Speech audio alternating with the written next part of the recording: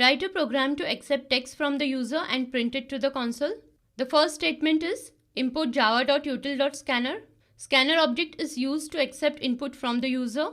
That is why we need to include scanner class in our program.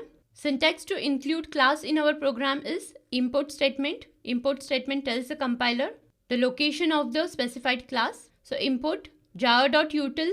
Scanner class is located inside java.util package. Hence the statement import java.util.scanner. Next statement is class definition. Syntax for class definition is class keyword followed with a class name. This class name can be any logical name you want to write. Our class name is accept text. Open the curly brace. Close the curly brace. Define the main method. Signature for main method is public static void main. It takes string array as a parameter. Now what is array? We have separate video for that. These arguments are used to accept command line. So what is command line arguments? We have separate video on that. Open the curly bracket. Close the curly bracket. Execution starts from here. So the first statement is string S. String is a data type. You can store text data in string type variables. But string is not a primitive data type. We have already seen data type in the previous video. We have 8 primitive data types, that is byte short, int long, float double, boolean and char. And there are non-primitive data types in which classes, arrays and interfaces are included. So string is an inbuilt class in Java. Hence it is a non-primitive data type. You can create string object to store string data. But there is some special thing about string. You don't need to write new keyword and specify the syntax generally used for creating an object. When you want to declare a string, you can directly assign value to string reference variable. So what happens inside the memory when this statement is executed? When interpreter reads string S, memory will be assigned to reference variable S in stack memory area. Point to remember, string is not a primitive data type. It is a reference variable referring to an object. Whenever you assign value to the string reference, the value is not stored in stack memory area.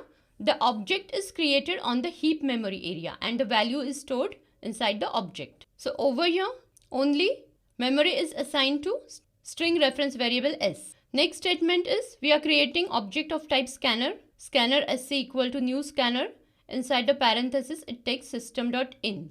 This is the syntax for creating scanner object. We need to pass system.in as an argument. System.in is used to open the connection with the system input stream, that is your keyboard.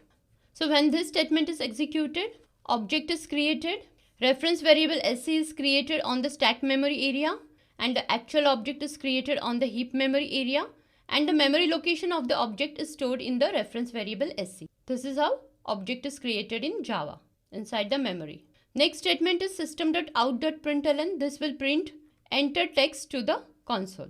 So enter text is printed to the console. Next statement is s equal to sc.nextLine. Suppose user enters Mira. Now what is the use of method nextLine? Method nextLine belongs to scanner class. Hence we are calling it using scanner object sc. Now what is the use of method nextLine? Method nextLine scans the input in string format. So whatever value user has input, the value is read as string value using nextLine method. And this string value Mira is stored in S. Now what is S? S is the object reference, object of type string. So when the value is assigned to reference variable S, object is created inside heap memory area. And this string value Mira is stored in this object. And the address of object is stored inside reference variable S. Hence the reference variable S will start pointing towards the object on the heap. This is how object looks inside the memory in Java. The reference variable is always created in the stack memory area and objects are created on the heap memory area. And having the memory location, they point towards the heap area. Next statement is system.out.println. \n adds a new line to the console. The user entered text is. This is printed to the console and S will retrieve object value Mira and it is printed to the console. This is how you accept text from the user and print it.